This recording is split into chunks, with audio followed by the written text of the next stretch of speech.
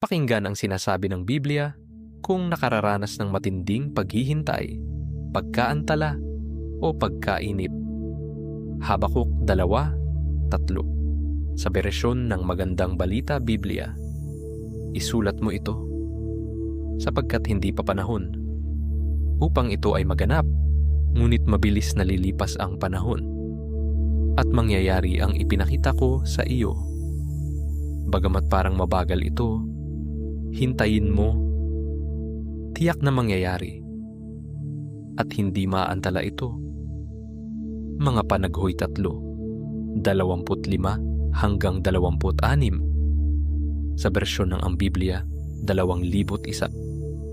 Ang Panginoon ay aking bahagi, sabi ng aking kaluluwa, kaya't ako'y aasa sa Kanya.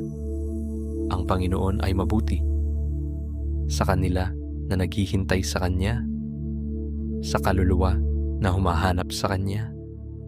Isayas 40:31 sa bersyon ng Magandang Balita Biblia.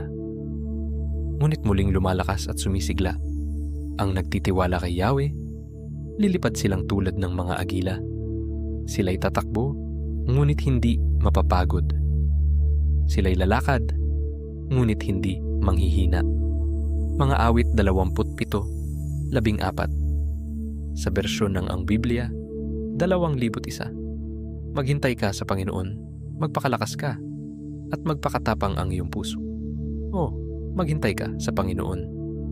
Ecclesiastes 3:1-11. Sa bawat bagay ay may kapanahunan, at panahon sa bawat bagay sa silong ng langit. Ginawa niya ang bawat bagay na maganda sa kapanahunan niyon. Inilagay rin niya ang walang hanggan sa isipan ng tao. Ilang mga talata mula sa Biblia na nakapagpapalakas ng ating kalooban